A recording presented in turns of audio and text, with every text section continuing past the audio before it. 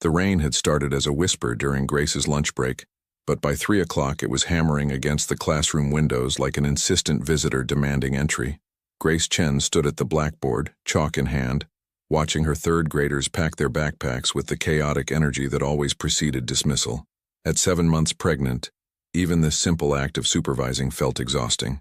"Miss Chen, is it gonna flood?" asked Tommy Rodriguez, his brown eyes wide with concern as he pressed his face against the window. Grace smiled, one hand instinctively moving to her rounded belly. "No, sweetheart. It's just a storm. Your parents will be here soon to pick you up." But even as she said it, her phone buzzed with an emergency weather alert. Severe thunderstorms. Flash flooding expected. The city's aging infrastructure was notoriously vulnerable to heavy rain, and the forecast predicted this would be one of the worst storms of the year. By the time the last child was picked up and Grace finished her end-of-day paperwork, it was nearly 6 p.m. The rain hadn't let up. If anything, it had intensified. The sky outside had turned an ominous shade of charcoal, and the streetlights flickered on early, casting wavering reflections in the growing puddles. Grace's apartment in Queens was only accessible by subway. She'd sold her car when she moved to New York 3 months ago, fleeing her old life in Ohio, with nothing but 2 suitcases and a desperate need to disappear. The money from the car had covered her security deposit and first month's rent. Now she relied on the subway like millions of other New Yorkers. She gathered her worn leather bag, checked that her phone was charged, 72%, good enough, and pulled on her raincoat. The fabric stretched awkwardly over her pregnant belly, but it would have to do. Taking a deep breath, Grace stepped out into the deluge. The water was already ankle-deep on the sidewalks. Grace walked carefully, one hand on her belly, the other clutching her bag. Other commuters rushed past her, their faces hidden beneath umbrellas and hoods, everyone desperate to get home before things got worse. The baby shifted inside her, a rolling movement that made Grace pause and breathe through the discomfort. "Almost home, little one," she whispered. "Just hang on." The entrance to the Times Square 42nd Street station was packed with people funneling down the stairs, a river of humanity escaping the storm. Grace joined the flow, relieved to be out of the rain even as the crowd pressed around her. The subway station smelled like wet wool, coffee, and the particular metallic scent of underground New York.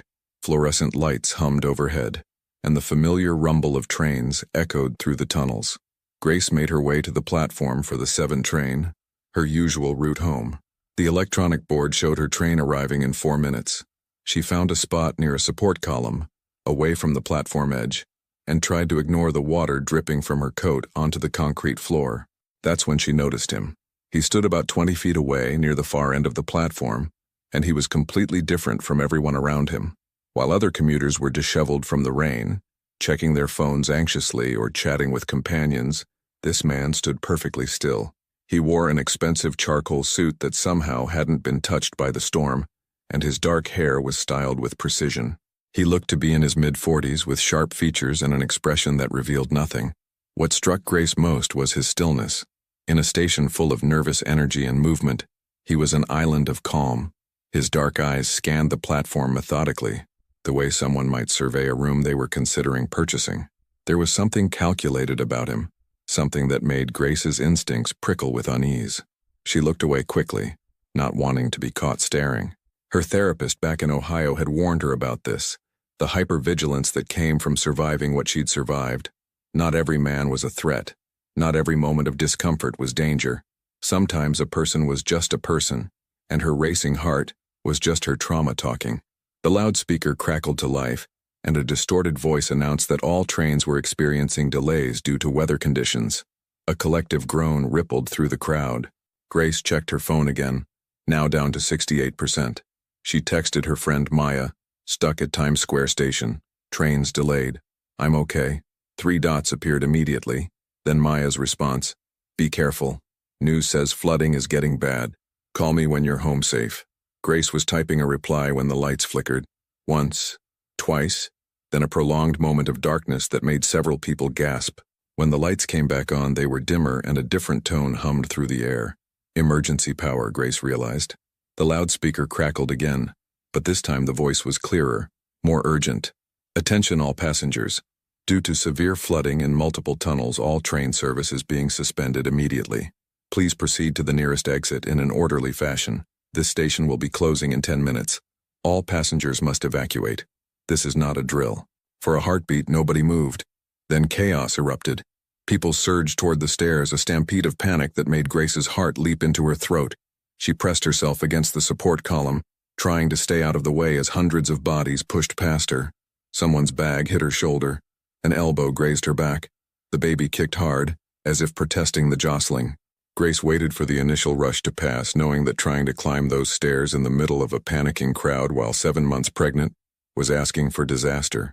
She'd wait, let most people clear out, then make her way up slowly and carefully. As the platform emptied, Grace noticed the man in the charcoal suit hadn't moved. He was still standing in his spot, but now he was watching her. Their eyes met across the thinning crowd, and Grace felt that prickle of unease again. Why wasn't he leaving? She decided to head for the stairs anyway. Better to be in the crowd than alone with a stranger who stared. Grace pushed off from the column and started walking, but she'd only taken a few steps when she heard it. A sound like thunder, but wrong, coming from below instead of above. The platform shuddered slightly beneath her feet. Then she saw it. Water, rushing down the stairs she'd been about to climb. Not a trickle, but a surge. Brown and angry, carrying debris and trash in its wake. The people still on the stairs screamed and scrambled back down, soaking wet and terrified. "The tunnels are flooding," someone yelled. "The exits are blocked." More water began pouring down the other staircases. Grace watched in horror as the station transformed into a trap. The water on the platform was already covering her shoes, cold and filthy.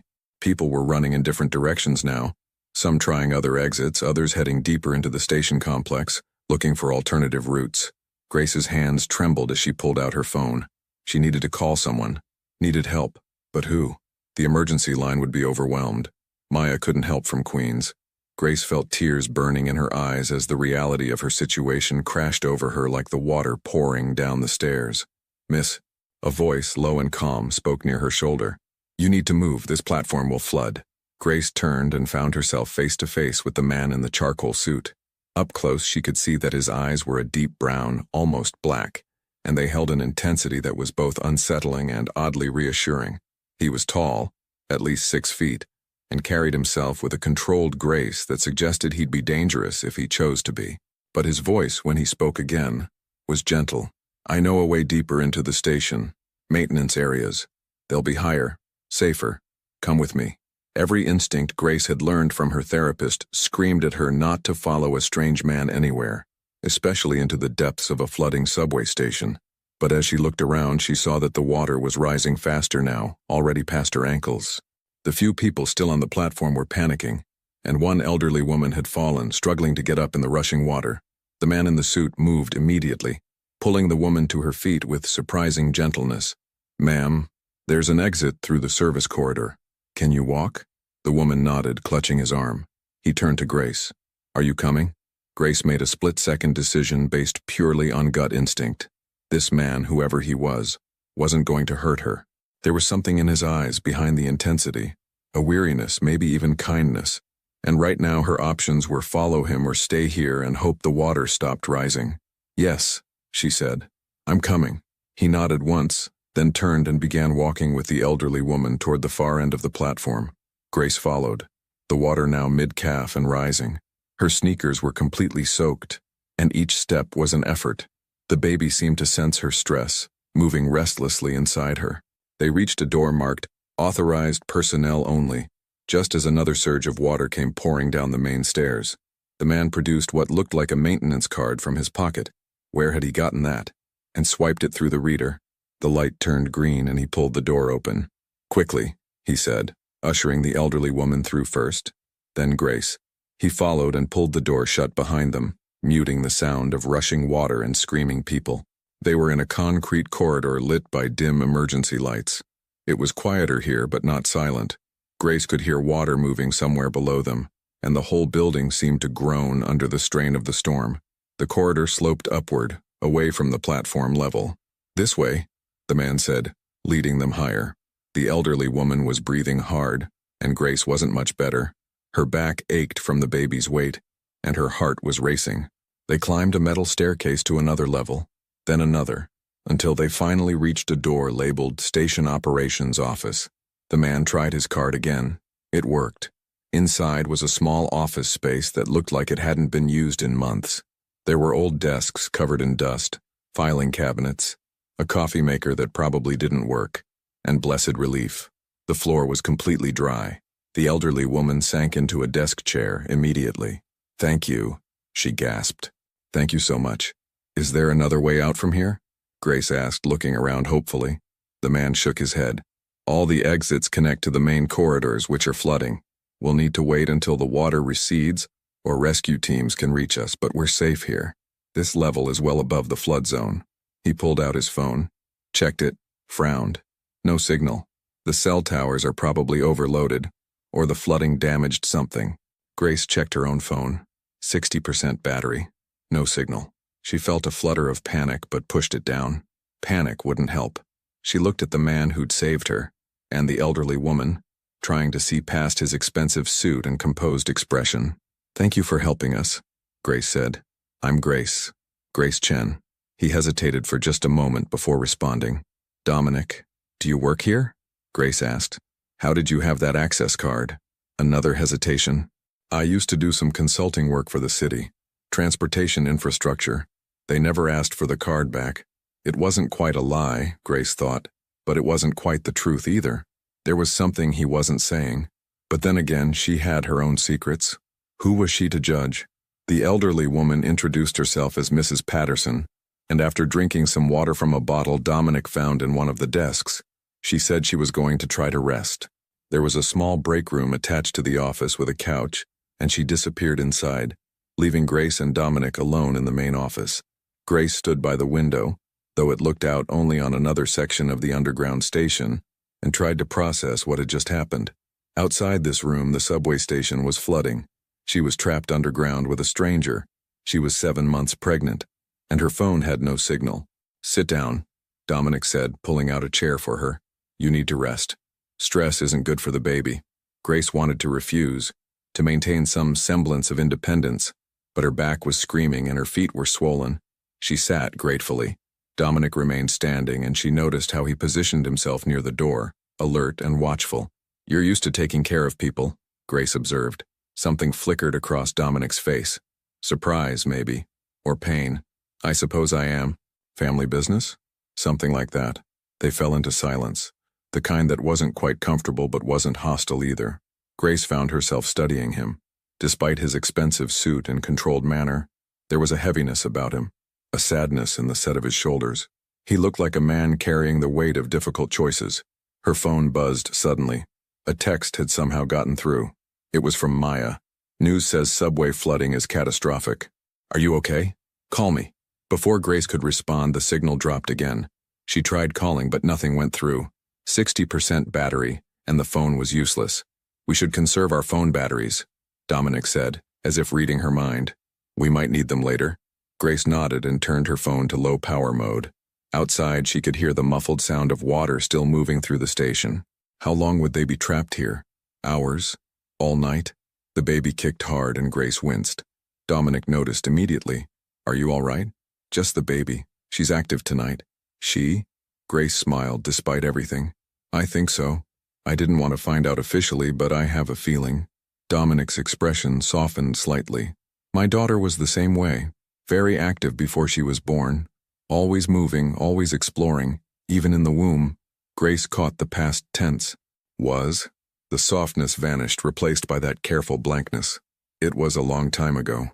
Grace wanted to ask more, but the pain in his voice made her hold back. They'd just met. She had no right to his grief, just as he had no right to her secrets. Thunder rumbled somewhere above them, reminding Grace that the storm was still raging. She pulled her damp coat tighter around herself and tried not to think about all the things that could go wrong. She tried not to think about being trapped, about the water rising, about what would happen if something went wrong with the baby down here. "We'll be okay," Dominic said quietly, and somehow, coming from him, it sounded like a promise rather than empty reassurance. Grace met his eyes and saw something there that surprised her. Genuine concern, and beneath it a fierce protectiveness that had nothing to do with who she was and everything to do with what she represented.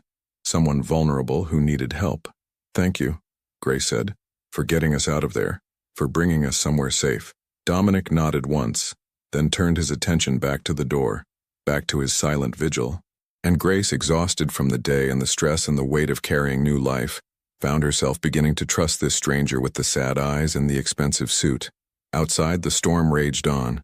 Inside, in a forgotten office deep beneath the city, two people who should never have met settled in to wait for morning, neither of them knowing that this unexpected night would change both their lives forever. The water continued to rise in the tunnels below. But here, in this small, dry sanctuary, Grace allowed herself to breathe, to rest, and to hope that when dawn came, they would both make it out safely. And maybe, just maybe, neither of them would be quite the same person they were before. The emergency lights cast long shadows across the abandoned office, creating a strange twilight world that felt disconnected from reality. Grace checked her phone again, 11:47 p.m., and still no signal. They'd been trapped for nearly 6 hours now. Mrs. Patterson had fallen asleep in the break room, her gentle snoring a oddly comforting sound in the eerie silence. Grace shifted in her chair, trying to find a position that didn't make her back ache. The baby had finally settled down after an hour of what felt like gymnastics. But Grace's discomfort remained. She was hungry, thirsty, and desperately needed to use a bathroom. Thankfully, the office had a small restroom that still had running water. Dominic hadn't sat down once. He remained near the door, occasionally checking the hallway, listening to the sounds of water moving through the station below. His suit jacket hung on a chair now, his white shirt sleeves rolled up to his elbows. Even in this disheveled state, he maintained an air of controlled composure that Grace found both impressive and slightly unnerving. "You should rest," Grace said, breaking the silence that had stretched between them for the past hour. "You've been standing this whole time." Dominic glanced at her, and in the dim light his face looked younger, less guarded. "I'm fine. I'm used to long nights." "What kind of work keeps you up all night?" Grace asked, genuinely curious. He paused, choosing his words carefully. "Import and export business, different time zones, you know. Deals happen when they happen, not always during business hours." It was a reasonable answer, delivered smoothly, but something about it felt rehearsed. Grace had become good at detecting lies. She'd had to be, living with Jake for 3 years.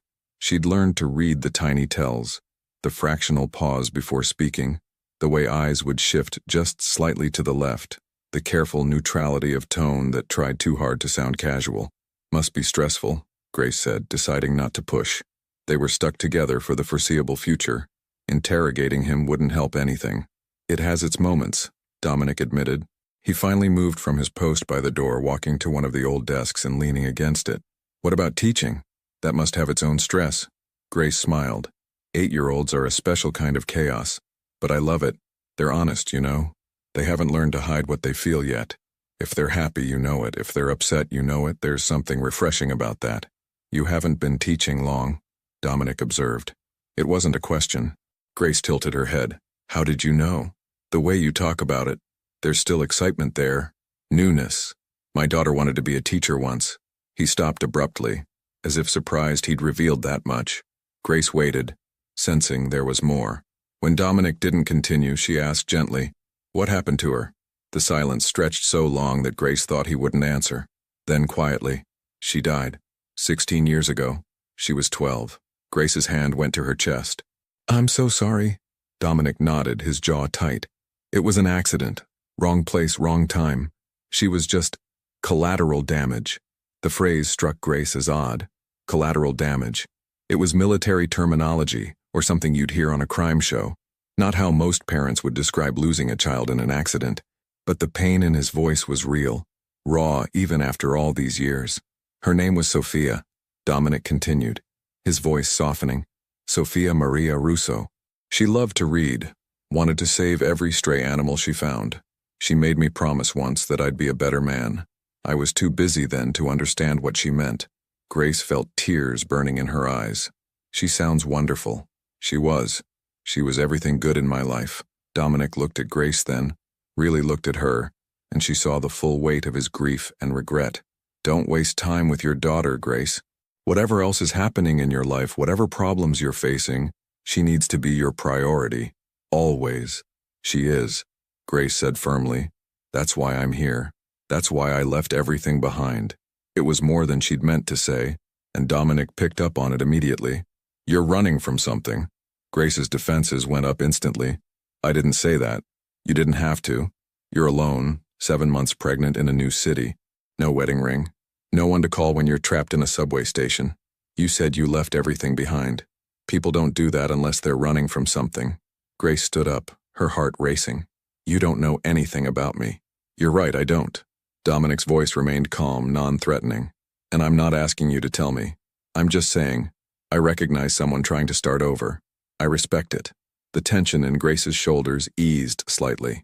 She sat back down, one hand on her belly. His name was Jake, the baby's father. We were together 3 years. He was controlling. Then the controlling became pushing. Then the pushing became worse. She'd never said it out loud quite so plainly before. Even with her therapist, she'd danced around the words, used euphemisms. But here, in this strange, suspended reality beneath the city, with a man she'd never see again after tonight, the truth came easier. When I found out I was pregnant, I knew I had to leave. I couldn't raise a child in that environment. So I took money from our joint account, money I'd earned, bought a bus ticket and came here. New York seemed big enough to disappear in. Dominic listened without interrupting, without judgment. When she finished, he simply said, "That took courage. It took desperation." Grace corrected. "I was terrified. I'm still terrified. What if he finds me? What if I can't do this alone? What if I'm not a good mother?" "You'll be a good mother," Dominic said with certainty. "You already are. You protected your child when she was still just a possibility. You walked away from everything familiar to give her a better life. That's what parents do. We sacrifice for our children." Grace wiped her eyes. "Did you? Sacrifice for Sophia?" Dominic's expression darkened. "Not enough. Not when it mattered." He pushed off from the desk and walked to the window overlooking the dark station corridor. "I was building something, always working, always making deals. I told myself I was providing for my family, but really, I was building an empire. And empires require sacrifices." "What kind of empire?" Grace asked carefully. Dominic turned to look at her, and for a long moment she thought he wouldn't answer. Then he said, "The kind that destroys everything you love if you're not careful. The kind that takes your daughter to school one morning and never brings her back because someone wanted to send you a message." Grace's breath caught. "She was killed? Because of you? Because of what I do? What I did?" Dominic's voice was hollow. "She was 12 years old and she died because I made enemies. Because I thought I was untouchable. Because I was arrogant and stupid." The office felt smaller suddenly, the air heavier. Grace's instincts screamed at her to be afraid, to put distance between herself and this man who was clearly involved in something criminal. But she also saw his pain, genuine and deep, and she understood that whatever he'd done, he'd paid for it in the worst way possible. "Is that why you're trying to leave?" Grace asked. "The import-export business?" Dominic laughed, but there was no humor in it. "Is that what we're calling it?" "Yes. I'm trying to leave. Tonight was supposed to be a final meeting. A way to close the door on that part of my life, but the storm had other ideas." "Do they let people leave? Your business associates?" "No," Dominic said simply. "They don't. Which is why I've been planning my exit very carefully for the past 2 years." Grace processed this information, trying to reconcile the man standing before her with her imagination of what a criminal might be. He seemed more like a businessman, tired and worn down by years of decisions he regretted. But she also remembered the way he'd moved through the flooding station, the access card he shouldn't have had, the air of authority that people naturally responded to. "You're not afraid of me," Dominic observed. "Should I be?" "Probably. I'm not a good man, Grace. I've done things that would horrify you." "Have you hurt children?" Grace asked directly. "Never. God, never." "Have you hurt women?"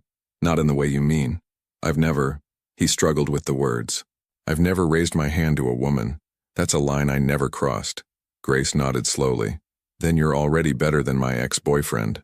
They looked at each other across the small office, two damaged people recognizing something in each other. Grace saw a man drowning in regret, trying to grab onto something good before it was too late. And Dominic saw a woman who'd been brave enough to save herself and her child, who was stronger than she knew.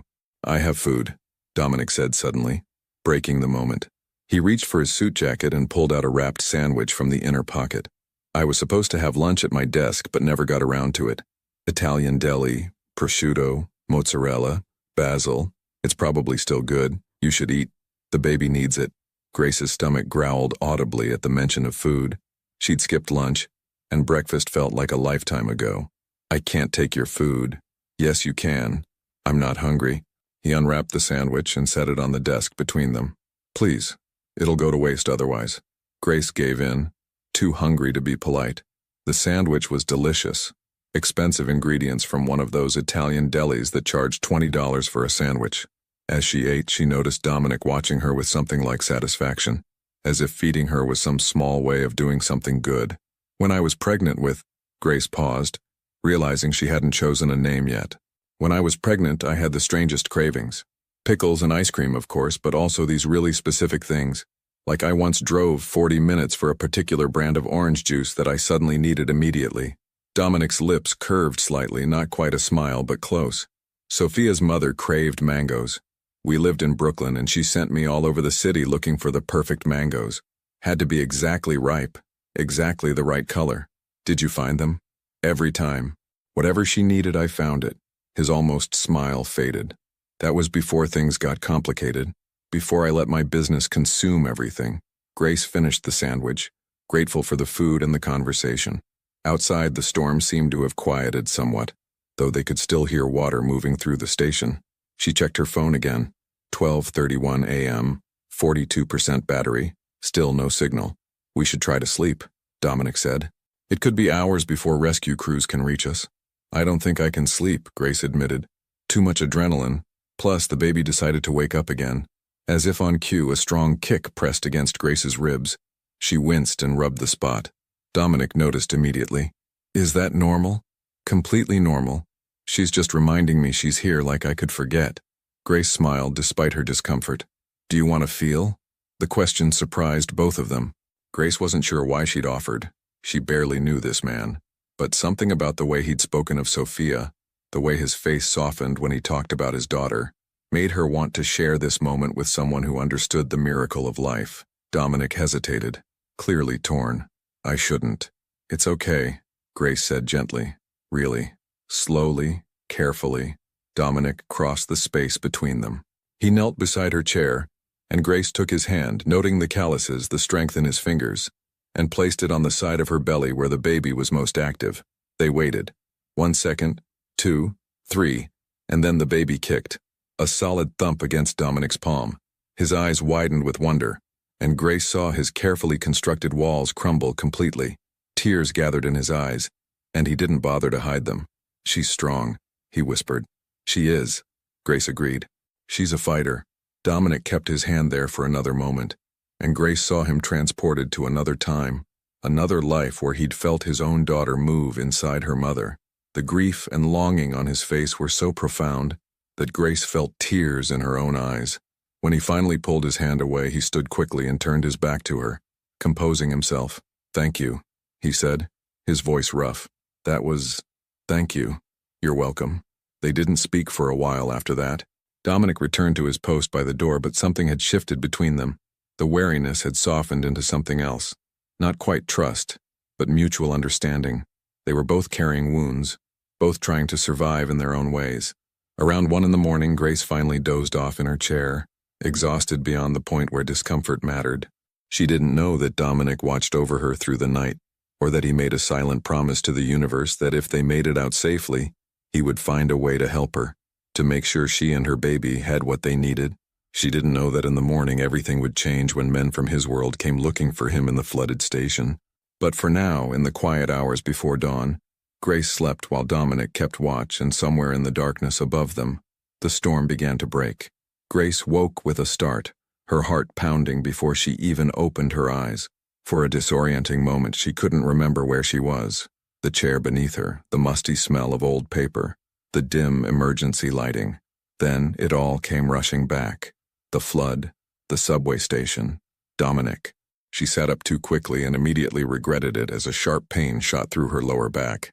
The baby shifted, pressing uncomfortably against her bladder. Grace checked her phone. 3:47 a.m., 31% battery. Still no signal. They'd been trapped for almost 10 hours. Dominic was still awake, still standing near the door like a sentinel, but now he was closer to the window that overlooked the corridor, his posture tense. He turned when he heard her move. Did you sleep at all? Grace asked, her voice hoarse. I don't need much sleep, he replied, which wasn't really an answer. Grace stood carefully, one hand supporting her belly. and made her way to the small bathroom. When she returned, she found Dominic had moved one of the desk chairs closer to hers, a peace offering of sorts. He'd also found several bottles of water in a small refrigerator in the break room, and had set one on the desk for her. "Thank you," she said, gratefully opening the water and drinking deeply. The storm outside had quieted significantly. Through the walls, they could still hear water moving, but it sounded slower now, less aggressive.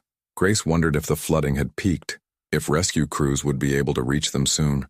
She wondered what Mrs. Patterson was doing. The elderly woman had been asleep for hours, which was probably for the best. "I had a nightmare," Grace said suddenly, surprising herself with the admission. "About Jake. About him finding me." Dominic turned from the window, his full attention on her now. "Tell me." Grace wasn't sure why she wanted to talk about it, but something about the deep night hours and this strange intimacy made her continue. "In the dream, I was in my apartment holding the baby. She was already born, perfect and beautiful. And then Jake was just there, in the doorway. He had this look on his face, not angry exactly, but possessive, like I was something he owned that had been stolen from him." She wrapped her arms around herself, remembering the cold fear that had permeated the dream. He said, "You can't run from me, Grace. You're mine. The baby is mine." And I knew in the dream that he was right, that no matter how far I ran, he would always find me. "He's not right," Dominic said firmly. "You're not his. The baby isn't his. Biology doesn't give him ownership over either of you. The law might disagree. He's her father. He could fight for custody. He could—" "Did he hurt you?" Dominic interrupted. His voice had taken on a hard edge that Grace hadn't heard before. "Physically, I mean." Grace hesitated, then nodded. "Not at first. At first it was just words, you know? Comments about what I wore, who I talked to, how I spent my time. Then it was controlling the money, isolating me from my friends. Then one night we had an argument about something stupid. I can't even remember what, and he pushed me. I fell against the kitchen counter, bruised my ribs." Her voice was steady as she spoke, clinical almost, as if she were describing something that had happened to someone else. "He apologized, of course, cried, said he'd never do it again, and I believed him because I wanted to believe him. Because leaving meant admitting I'd made a mistake, that I'd wasted 3 years of my life with someone who didn't really love me. It wasn't your fault," Dominic said. "I know that. Intellectually, I know that. My therapist made sure I understood that. But there's this voice in my head that still says I should have left sooner, should have seen the signs, should have been smarter. We all have voices like that," Dominic said quietly. "Voices that tell us about all the ways we failed, all the choices we should have made differently. I hear my daughter's voice sometimes, asking me why I wasn't there, why I didn't protect her." Grace looked at him in the dim light, seeing the weight he carried. "That wasn't your fault either, wasn't it? I knew the risks. I knew the kind of people I was dealing with, but I thought I was careful enough, smart enough. I thought I could keep my family separate from my work." His hands clenched into fists. "I was wrong." They sat in silence for a moment, two people haunted by different ghosts. Grace's baby kicked again, a reminder of life and hope despite everything. She placed her hand on her belly, feeling the movement. "Can I ask you something?" Grace said carefully. "And you don't have to answer if you don't want to."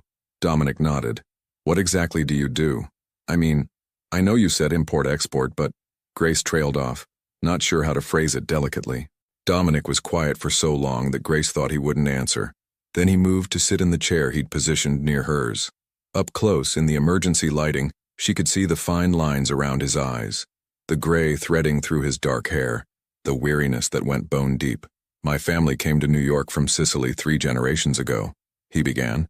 "They started with a restaurant in Little Italy, worked hard, built something legitimate. But my grandfather, he got involved with certain people, made connections that were profitable but complicated. By the time my father took over, the restaurant was just a front. The real business was logistics, moving things that people needed moved, no questions asked." Grace understood what he wasn't saying. "You're in the mob." The word hung in the air between them. Dominic didn't confirm or deny it, but he didn't have to. Grace felt her heart rate pick up, that old instinct to run, to protect herself. But she also noticed that Dominic made no move toward her, didn't try to intimidate or threaten. He simply sat there watching her process this information. "Are you going to hurt me?" Grace asked, hating how small her voice sounded. "No." The answer was immediate and absolute. "Grace, I swear to you on Sophia's memory, I would never hurt you or your baby. Never. Grace believed him. She wasn't sure why, but she did. Maybe it was the way he'd helped Mrs. Patterson, the way he'd shared his food, the way his eyes had filled with wonder when he felt the baby kick. Or maybe it was simply that her instincts, which had failed her so badly with Jake, were finally working again. "Why are you trying to leave?" she asked. Dominic leaned back in his chair, his eyes on the ceiling. "Because I'm tired. Because every time I close my eyes I see Sophia's face.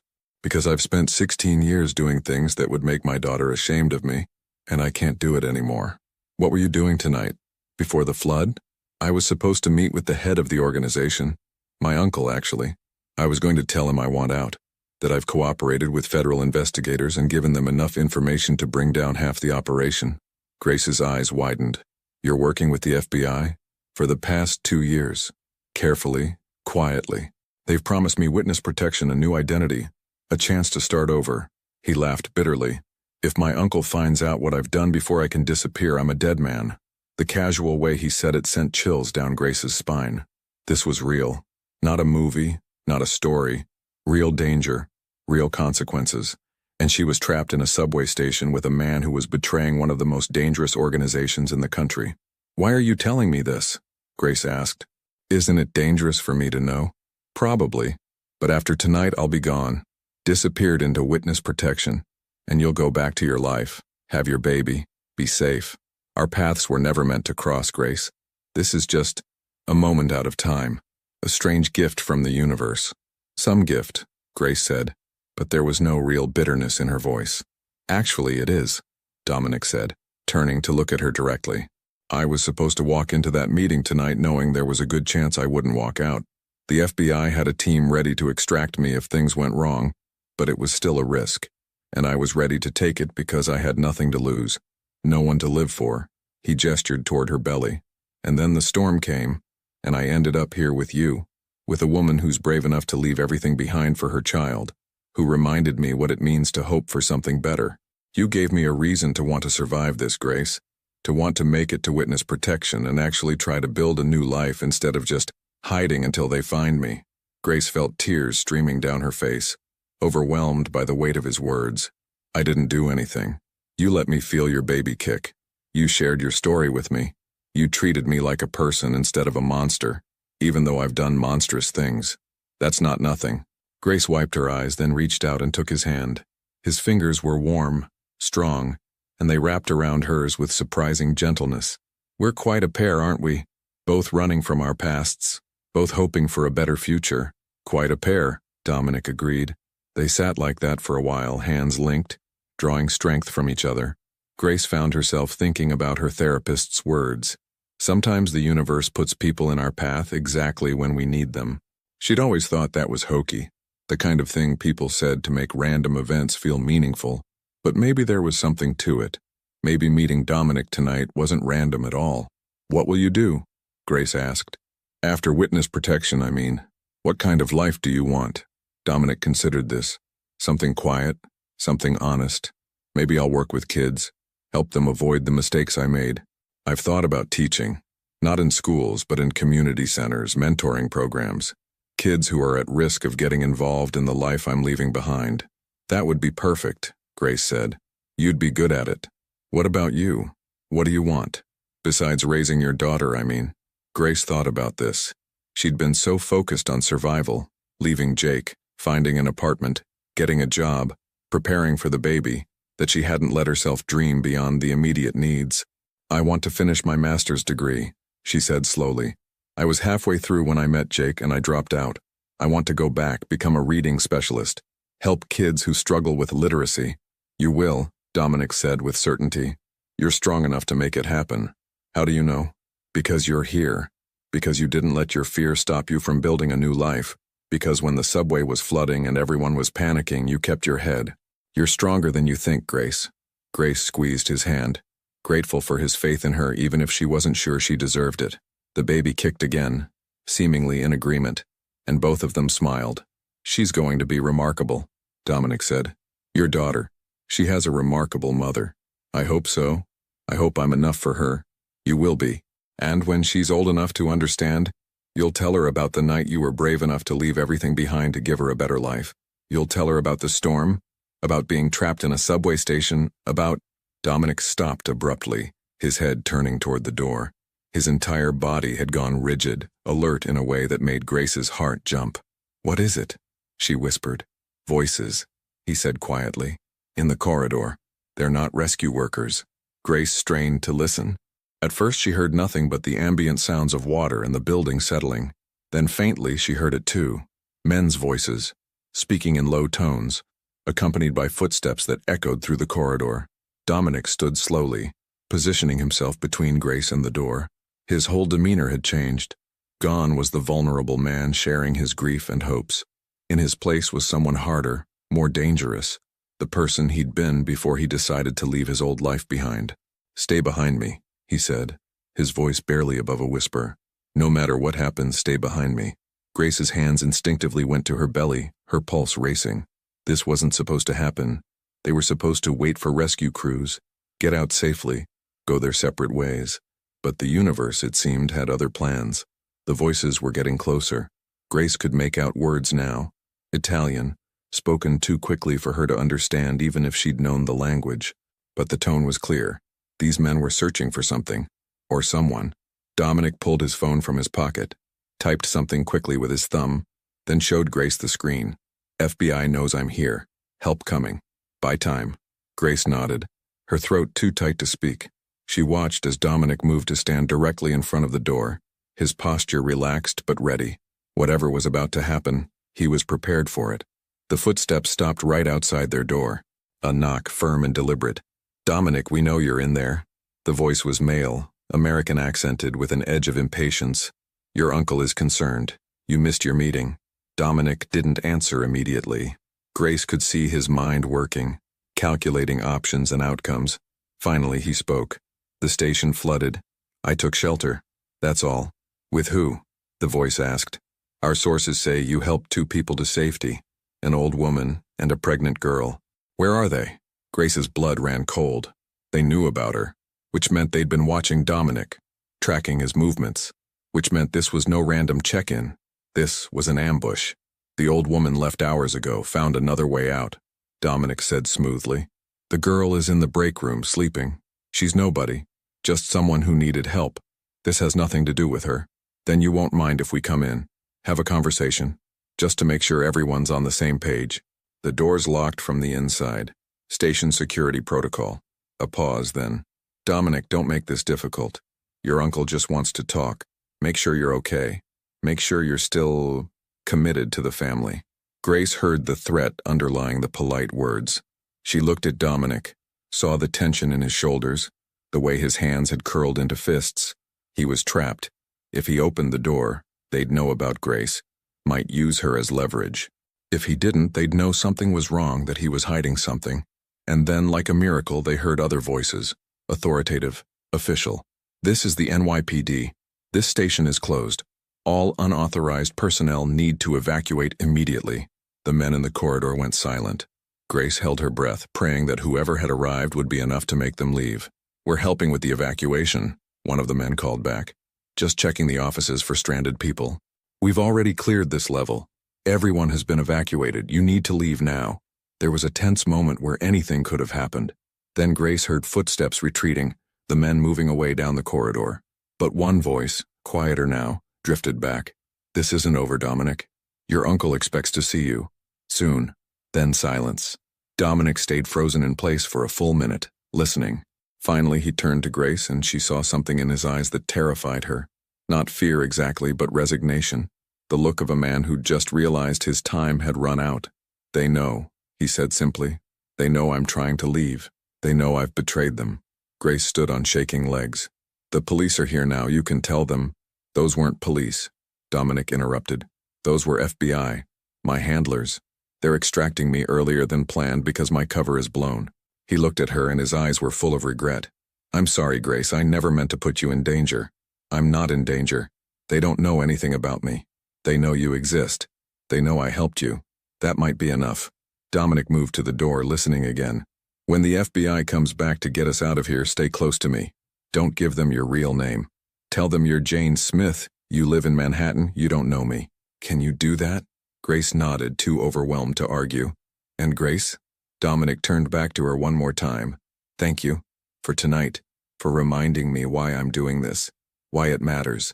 Before Grace could respond, there was another knock at the door, different this time. 2 quick raps, then 3, then 1. A code. It's time, Dominic said. He opened the door to reveal 3 people in FBI windbreakers, all business and efficiency. Mr. Russo, we need to move you now, one of them said. The situation has escalated. They barely looked at Grace as they ushered Dominic out. He glanced back at her once, a look full of everything they couldn't say, and then he was gone, swept away by agents and emergency protocols. Grace stood alone in the office, her heart pounding, her hands shaking. Mrs. Patterson emerged from the break room, confused and disoriented. What's happening? Where did that nice man go? He's safe, Grace managed to say. We're all safe. They're evacuating us. But as another agent came to escort them to safety, as Grace climbed stairs and navigated corridors and finally emerged into the gray dawn of a post-storm New York City, she couldn't shake the feeling that nothing would ever be safe again. She'd met a stranger in a subway station. She'd heard his secrets, shared her own, felt a connection that transcended logic. And now he was gone, disappeared into witness protection, while she was left to wonder if that night had been real or just a dream born of stress and fear. The city was waking up around her, damaged but resilient, already beginning to recover. And Grace, standing on a street corner with her hand on her belly, realized that she too would recover. She would go home, have her baby, build the life she dreamed of. But she would never forget the man named Dominic, or the night they spent trapped together, or the way he'd made her feel seen and valued when she'd felt invisible for so long. Some encounters, she realized, change you forever, and this was one of them. The morning air hit Grace's face like a slap, cold, damp, carrying the smell of wet asphalt and ozone. She stood at the top of the subway stairs, blinking in the gray dawn light, trying to process the fact that she was finally above ground, finally free from that underground tomb that had held her captive for nearly 12 hours. Times Square looked like a war zone. Water still pooled in the streets, mixing with debris, trash cans, broken umbrellas, pieces of storefront signs that had been torn away by the wind. Emergency vehicles lined the blocks, their lights painting the wet pavement in alternating red and blue. Workers in bright yellow vests were already beginning cleanup, shouting to each other over the sound of generators and pumps working to drain the flooded subway tunnels. Mrs. Patterson stood beside Grace, wrapped in an emergency blanket provided by the paramedics. The elderly woman looked exhausted but unharmed, and she kept patting Grace's arm as if to reassure herself that they were both really okay. "Where did that gentleman go?" Mrs. Patterson asked again. "The one who helped us?" I wanted to thank him properly. Grace scanned the chaos around them, but Dominic was nowhere to be seen. The FBI agents had whisked him away in the opposite direction, moving with the kind of urgent efficiency that suggested they weren't taking any chances. He was gone, vanished into whatever protection protocol they had in place for informants whose covers had been blown. "I don't know," Grace said honestly. "I think he had somewhere important to be."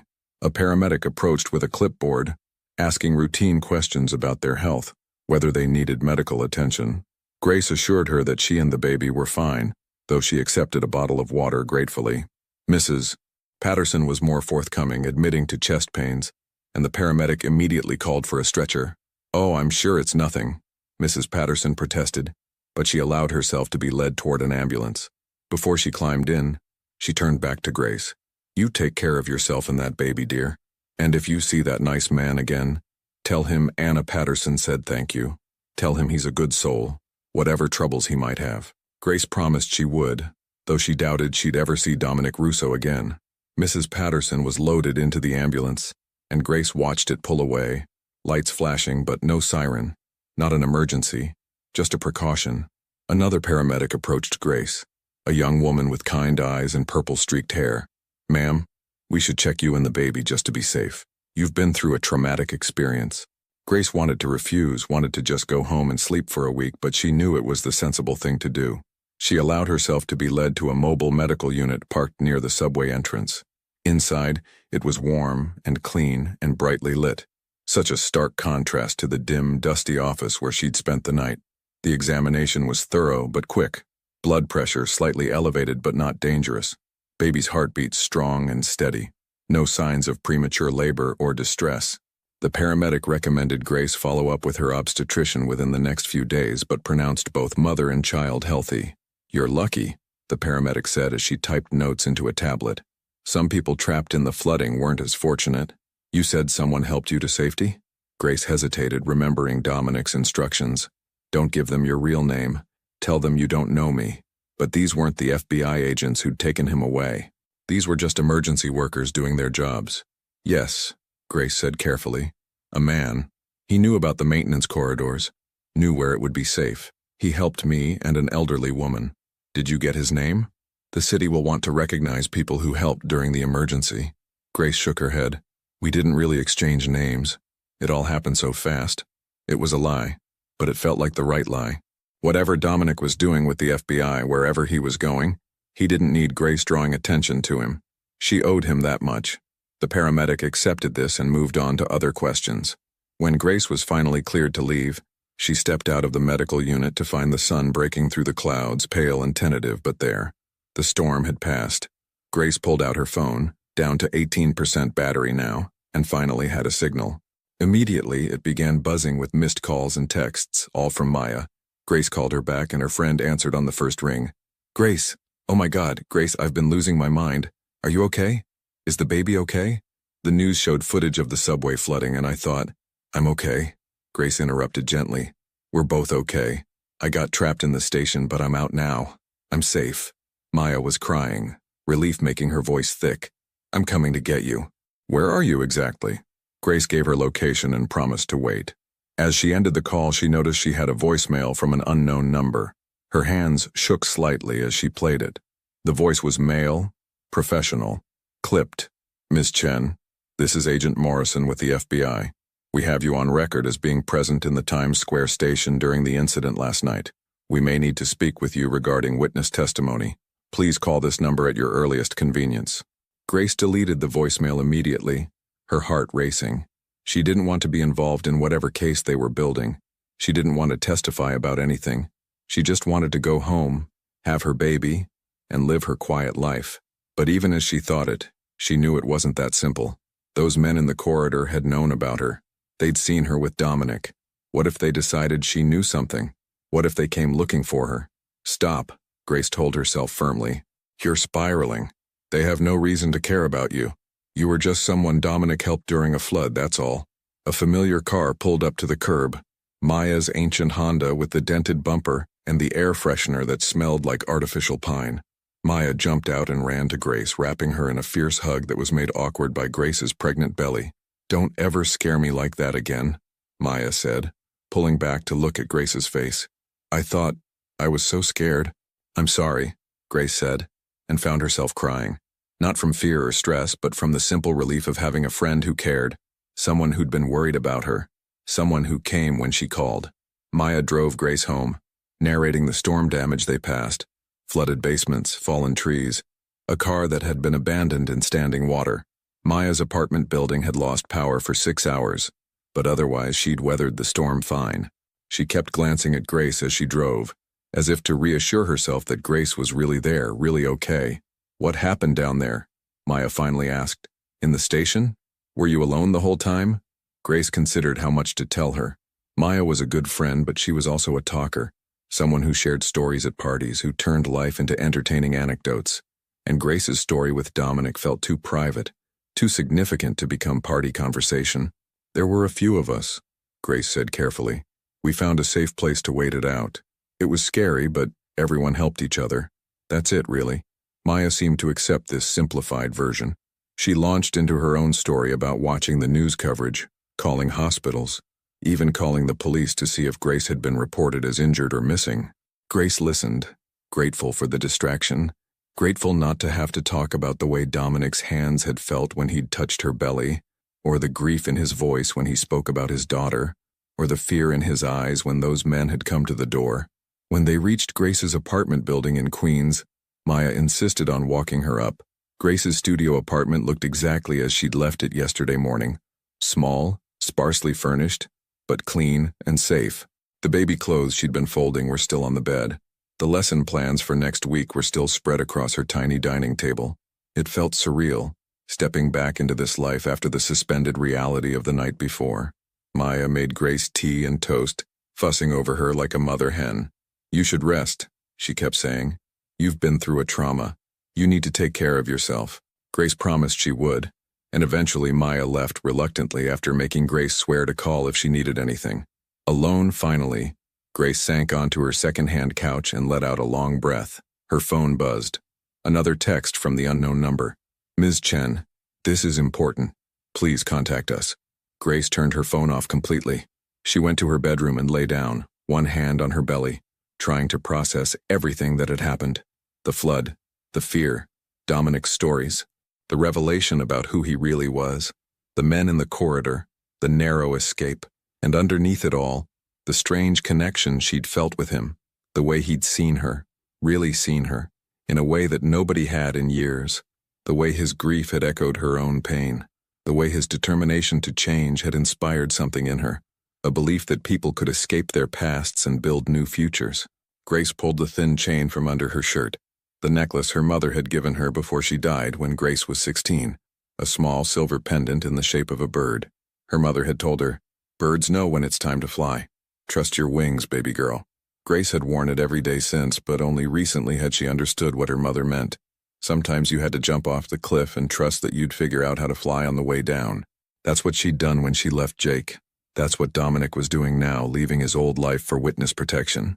They were both birds, learning to fly. Grace must have dozed off because when she woke, the sun was high in the sky and someone was knocking on her door. She sat up groggily, momentarily disoriented. The knock came again, firm and insistent. Grace looked through the peephole and saw a man in a dark suit, FBI credentials already held up to the door. Her heart sank. "Ms. Chen? I'm Agent Morrison. I left you a voicemail. I just need a few minutes of your time." Grace considered pretending not to be home, but she knew that would only make things worse. She opened the door but kept the chain lock engaged. "I don't know anything," she said immediately. "I was just trying to get home from work. I don't know who anyone was or what anyone was doing there." Agent Morrison was in his 50s with gray hair and tired eyes that suggested he'd seen everything at least twice. "Ms. Chen, I'm not here to interrogate you. I'm here to make sure you're safe." "Why wouldn't I be safe?"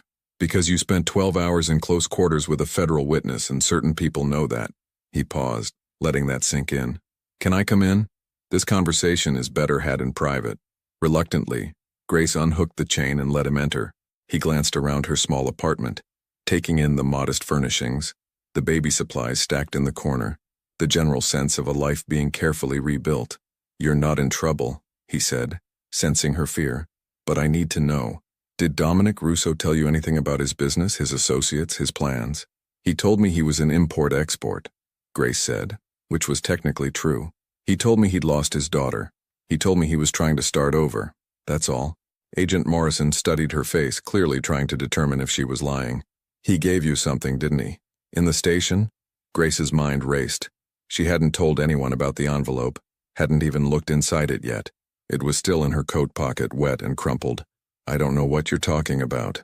Ms. Chen, if Dominic gave you money or information, we need to know. For your own protection." "He didn't give me anything," Grace lied, and she must have been convincing because Agent Morrison's shoulders relaxed slightly. "All right, but if anyone contacts you, anyone asking about last night, about Dominic, about anything, you call this number immediately." He handed her a business card. "Don't try to handle it yourself. These are dangerous people." Grace took the card, her hand trembling slightly. "Is he safe, Dominic?" Agent Morrison's expression softened a fraction. "He's in protective custody, that's all I can tell you." He moved toward the door, then paused. "For what it's worth, he asked about you. Wanted to make sure you got home safely." He seemed genuinely concerned. Something warm bloomed in Grace's chest, but she kept her face neutral. That was kind of him. After Agent Morrison left, Grace locked the door and leaned against it, her heart pounding. She went to her coat, still damp from yesterday's rain, and pulled out the envelope Dominic had given her. Inside was more cash than Grace had ever seen in one place. 50 $100 bills, $5,000 total. And beneath the money, a small piece of paper with a phone number written in neat, precise handwriting. No name, no message, just the number. Grace sat on her couch, staring at the money and the number, trying to decide what to do. The smart thing would be to turn it over to the FBI, to cut all ties with Dominic and his world. But the money could change her life, pay for medical bills, buy baby supplies, give her a cushion of security she'd never had. And the phone number, that was a lifeline. A connection to someone who understood what it meant to run, to start over, to hope for redemption. Grace put the money in an envelope and hid it in her closet. She programmed the phone number into her phone under the contact name Emergency. Then she turned on her phone and sent a text to Maya. "I'm okay. Going to rest. Thank you for everything." Outside her window, New York City was recovering from the storm. Crews were working, people were rebuilding, life was going on. And Grace Chen, 7 months pregnant and more alone than she'd ever been, felt something she hadn't felt in years. Hope. Dominic had given her more than money. He'd given her his story, his vulnerability, his belief that people could change. And in doing so, he'd reminded her of her own strength, her own capacity for survival and growth. She placed her hand on her belly, feeling her daughter move. "We're going to be okay," she whispered. "I promise." And for the first time in a long time, Grace believed it. 3 months had passed since the night of the storm, and Grace's life had settled into a rhythm that felt almost normal. Her belly had grown enormous. She was now full term at 39 weeks, and her daughter could arrive any day. The apartment that had once felt sparse now overflowed with baby supplies. A second-hand crib that Maya had helped her assemble, stacks of tiny clothes, diapers, bottles, and all the other essentials that came with preparing for a new life. Grace had used Dominic's money carefully and strategically. She'd paid off her outstanding medical bills, bought a quality car seat and stroller, and put the rest in a savings account for emergencies. Every time she looked at that account balance, she thought of him, wondered where he was, whether he was safe, whether he'd found the peace he'd been searching for. The FBI had called twice more in the weeks following the flood, but Grace had stuck to her story. She knew nothing. Dominic had simply helped her to safety. That was all. Eventually, they'd stopped calling. Whatever case they were building, apparently they didn't need her testimony. Grace had tried to forget that night, to compartmentalize it as just a strange experience during a crisis. But Dominic's face appeared in her dreams sometimes. The grief in his eyes when he spoke about Sophia. The wonder when he felt the baby kick. The fierce protectiveness when those men came to the door. She'd never used the phone number he'd given her. Part of her wanted to know if he was okay, wanted to tell him that she was managing, that his gift had made a real difference. But another part of her knew that any contact could be dangerous, for both of them. So the number remained in her phone, a secret connection she told no one about. It was a Thursday evening in late October when Grace's water broke. She just finished preparing dinner, a simple pasta dish that was one of the few things that didn't give her heartburn, when she felt the sudden gush of fluid. For a moment, she stood frozen in her tiny kitchen, staring down at the puddle on the floor, her brain struggling to process what was happening. Then the first contraction hit, and Grace's training from her prenatal classes kicked in. She needed to time them, needed to call her doctor, needed to get to the hospital. But first she needed help. Grace grabbed her phone and called Maya, trying to keep her voice calm. "It's time. My water just broke. Can you come?" Maya's response was immediate panic. "Oh my God. Okay, I'm coming. I'm leaving right now. Don't move. Don't do anything. I'll be there in 20 minutes. But as Grace ended the call, another contraction gripped her, stronger than the first. She breathed through it the way she'd been taught, counting slowly. When it passed, she realized something was wrong. The contractions were already close together, maybe 5 minutes apart. This was happening fast, much faster than her doctor had said it would for a first baby. Grace called her obstetrician's emergency line, and the doctor on call listened to her symptoms with growing concern. "You need to get to the hospital now," the doctor said. "Don't wait. If your friend can't get there in time, call an ambulance." Grace hung up and tried to stay calm, but fear was creeping in around the edges. She was going to have this baby, possibly very soon, and she was alone. What if something went wrong? What if she couldn't do this? Another contraction, this one accompanied by intense pressure. Grace grabbed the edge of the counter, breathing hard. When it passed, she looked at her phone, at the contact labeled Emergency, Dominic's number. No, she couldn't. He was in witness protection, probably in another state, living under a new identity. Even if he wanted to help, he couldn't. Calling him would be selfish, dangerous, stupid. Maya arrived 30 minutes later, which felt like an eternity. her hair wild and her eyes wide with panic. She took one look at Grace, pale and sweating and gripping the back of a chair, and immediately went into action mode. Hospital. Now, can you walk? Grace nodded, though she wasn't entirely sure. Together, they made it down the stairs and into Maya's car.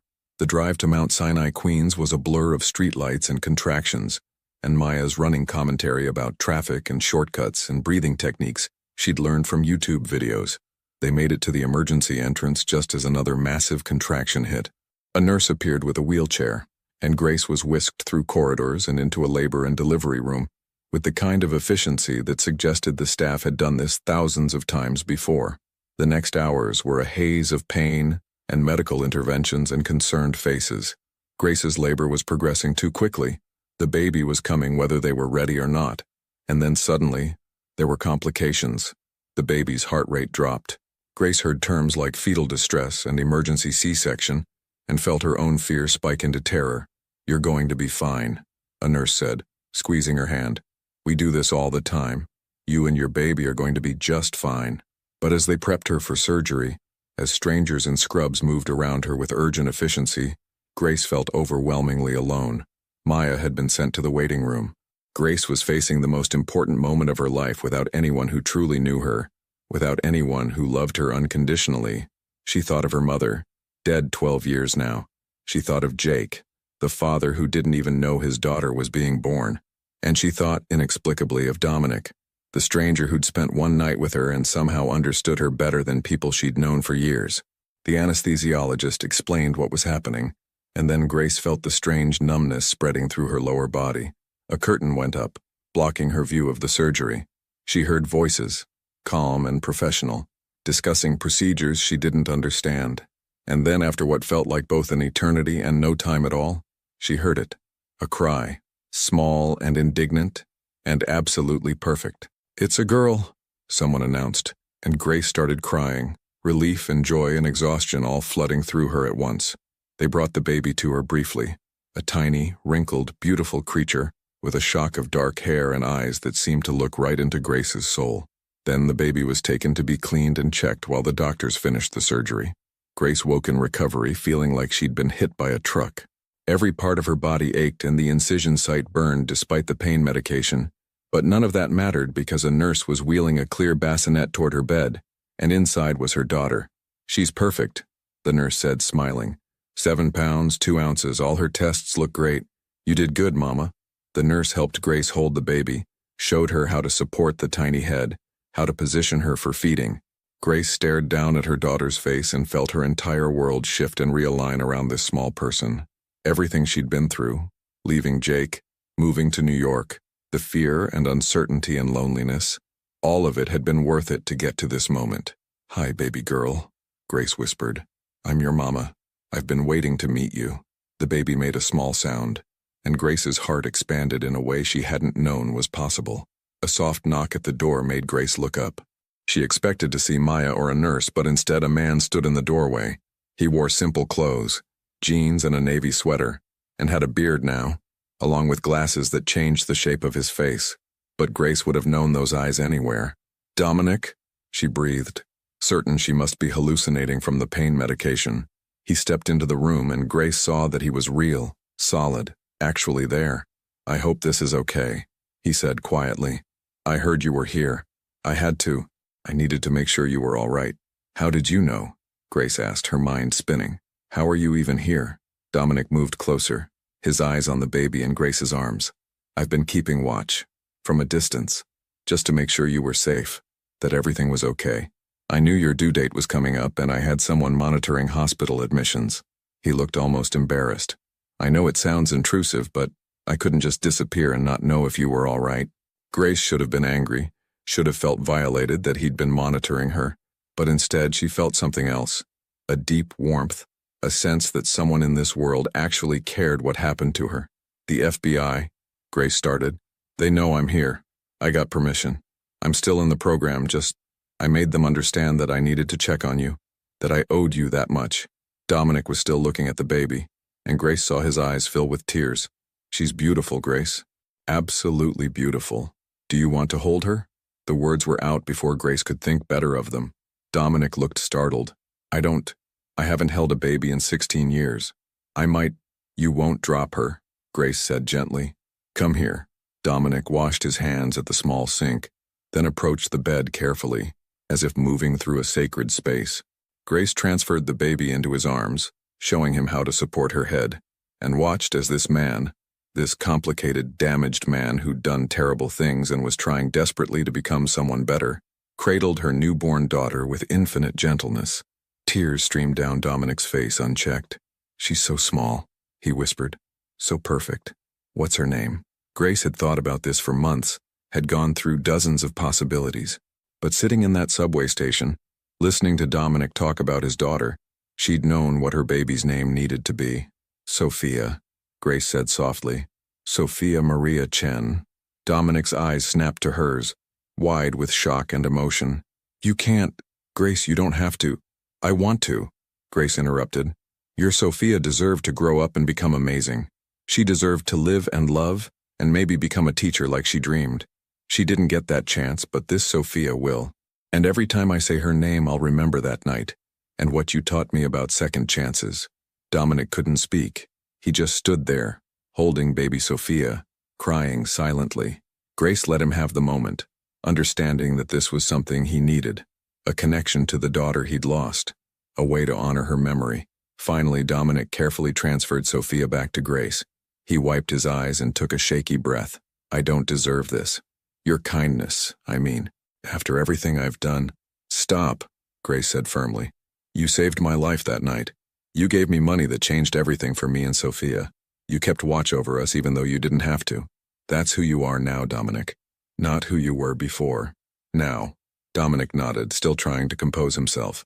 I've been working with a program, he said after a moment, for at-risk youth. Kids who might get pulled into organized crime.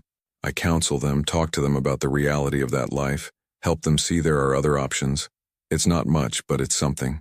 It's everything, Grace said. It's exactly what you should be doing. They talked for a while, Dominic sharing carefully edited details about his new life, Grace telling him about her final months of pregnancy, both of them marveling at the tiny person sleeping peacefully in Grace's arms. Eventually, a nurse came in to check Grace's vitals and give her more pain medication. I should go, Dominic said, standing. Let you rest. Will I see you again? Grace asked, surprising herself with how much she hoped the answer would be yes. Dominic hesitated. Would you want that? I mean, is it safe? I don't want to put you and Sophia in danger. The FBI said you could come here. They must think it's safe enough. They think my former associates believe I'm dead, Dominic explained.